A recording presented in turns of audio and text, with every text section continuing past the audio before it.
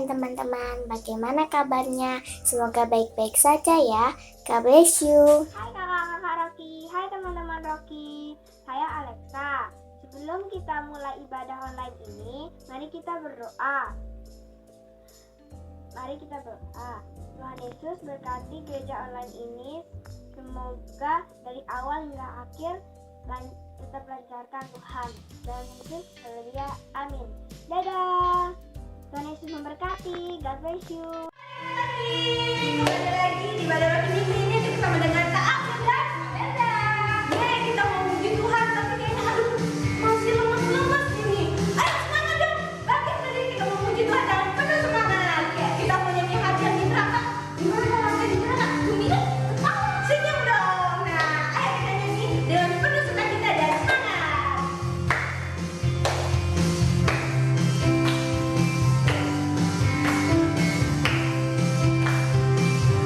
Hati yang gembira adalah obat yang manjur, seperti obat hati yang senang. Tapi semangat yang patah keringkan tulang. Hati yang gembira Tuhan senang.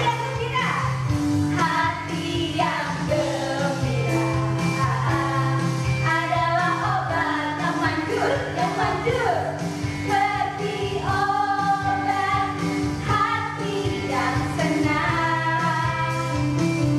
Tapi semangat yang patah keringkan tulang. Hati yang gembira Tuhan senang. Ayo kita bersama. Hati yang gembira adalah obat yang manjur, seperti obat hati yang senang.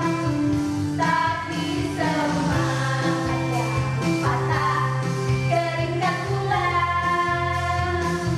Hati yang gembira Tuhan senang. Teman-teman, iblis itu musuh kita ya? Musuh, pasti musuh dong. Juru selamat kita dong. Oke, mari kita nyanyi iblis musuh kita, Yesus juru selamat kita.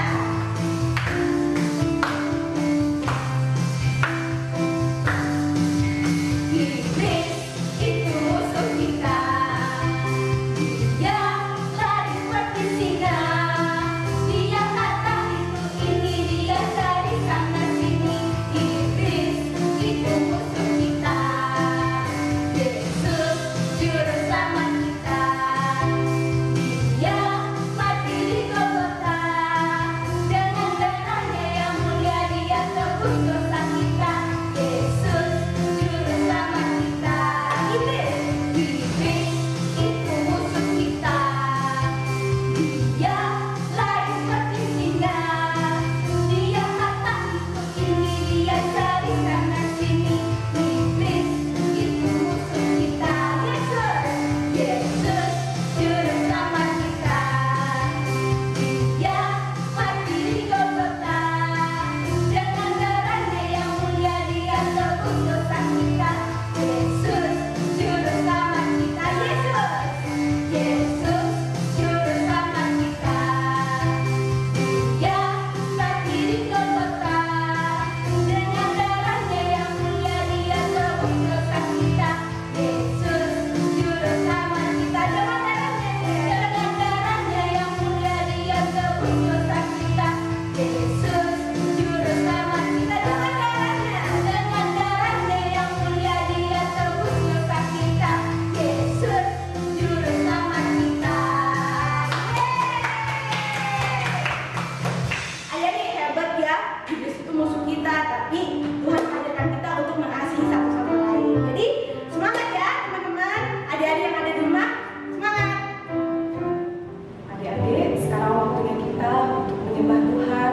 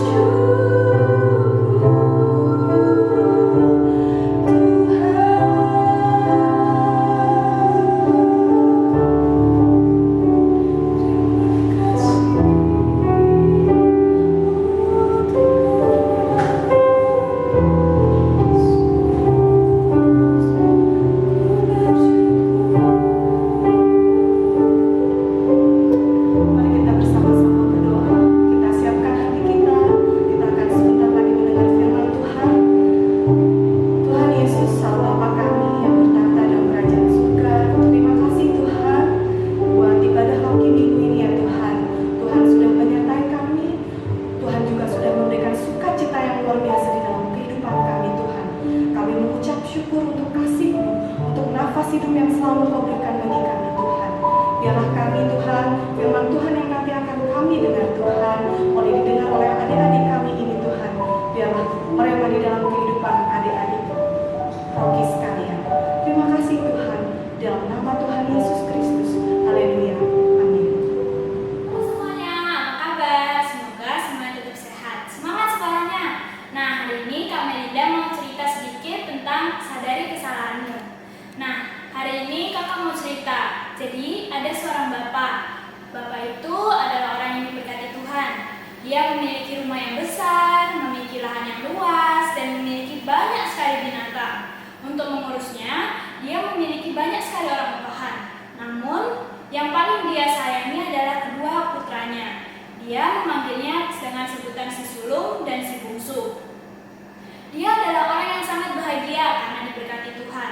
Namun kebahagiaannya itu harus terputus karena pada suatu hari si bungsu itu datang kepadanya meminta bagian dari kekayaannya. Dan waktu itu dia sangat bingung. Dia tahu kalau si bungsu itu belum bisa mengurus dirinya sendiri, apalagi mengurus kekayaannya. Oleh karena itu, dia bingung harus berbuat apa. Namun dengan berat hati, akhirnya dia merelakan bagian dari kekayaannya itu untuk diambil oleh si bungsu. Nah, benar saja dugaannya. Si bungsu menjual semua harta kekayaannya. Dia berfoya-foya, makan-makan, minum-minum, dan bercanda dengan teman-temannya. Dia menghabiskan semua harta kekayaannya tanpa pikir panjang. Nah, setelah itu, ketika semua kekayaan itu habis, datanglah bencana kelaparan di negeri itu. Karena sudah tidak punya uang, si bungsu itu akhirnya bingung. Dia kelaparan, tapi dia sudah tidak punya uang. Jadi dia memutuskan untuk bekerja sebagai penjaga babi. Di sana karena sangat sekali laparnya itu, dia akhirnya mengambil sedikit ampas makanan babi dan memakannya. Kemudian dia teringat dengan rumah bapaknya. Di sana dia teringat kehangatan rumah bapaknya, di mana dia selalu tidak pernah kekurangan, semua selalu tersedia. Oleh karena itu dia berpikir, aku ini sudah berdosa terhadap Bapak dan aku sudah tidak layak menjadi anak Bapak. Mungkin kalau aku kembali kepadanya dan meminta pekerjaan kepadanya, mungkin dia akan memaafkanku. Akhirnya dia pergi ke rumah bapaknya. Nah, sang bapak setelah si bungsu pergi dari pangkuannya, dia selalu merenung setiap hari, dia meratapi kepergiannya, dia sedih. Nah, waktu dia sedang merenung di depan rumahnya, dia melihat ada seseorang berjalan ke arahnya. Orang tersebut sangat kumuh, kotor, lusuh, dan dia seperti menyeret-nyeret kakinya. Dia seperti sangat kekurangan dan dia tidak bisa berjalan lagi, tapi dia tetap berusaha untuk berjalan ke arahnya. Dia mengamatinya dengan seksama. Nah, di situ dia langsung teringat, itu seperti anakku si bungsu. Setelah diamati dengan seksama lagi, ternyata benar, itu adalah anaknya si bungsu. Tanpa pikir panjang, dia langsung lari ke arahnya dan dia memeluknya. Dia sangat kangen dengan anaknya itu. Nah, waktu itu si bungsu berkata kepada sang ayahnya, "Bapak, aku telah berdosa terhadap surga dan terhadap Bapak. Aku ini tidak layak lagi disebut anak Bapak." Tapi sang bapak tidak peduli. Dia merasa senang karena anaknya itu telah kembali ke pangkuannya, telah kembali ke rumahnya. Dia menyadari kesalahannya, dia mau meminta maaf. Nah, oleh karena itu, karena begitu senangnya sang bapak, dia mengambil jubah terbaiknya, memakaikannya kepada si bungsu, memakaikan cincin pada jari si bungsu, memakaikan sepatu kepada si bungsu, dan dia menyuruh salah satu orang bawahannya itu untuk mengambil salah satu lembu jantan untuk disembelih dan untuk merayakan kepulangan anaknya itu. Nah, adik-adik, Tuhan itu sama seperti Bapa. Tuhan tidak peduli dengan masa lalu kita, Tuhan tidak peduli dengan kesalahan kita. Yang penting kita itu sadar akan kesalahan kita. Kita juga mau mengakui kesalahan kita dan kita punya cukup kekuatan untuk meminta maaf dan memperbaiki kesalahan kita. Tuhan itu Tuhan yang Maha Pengampun. Tuhan itu mempunyai kasih yang besar terhadap kita. Oleh karena itu, mari kita sama-sama datang kepada Tuhan, mengakui segala dosa kita dan merasakan betapa besar kasih-Nya. Nah, hari ini ayat Al-Quran kita diambil dari Mazmur 51 ayat 5. Bunyinya, sebab aku sendiri sadar akan pelanggaranku. Aku senantiasa bergumul dengan dosaku. Sekian sharing kakak hari ini. Semoga semuanya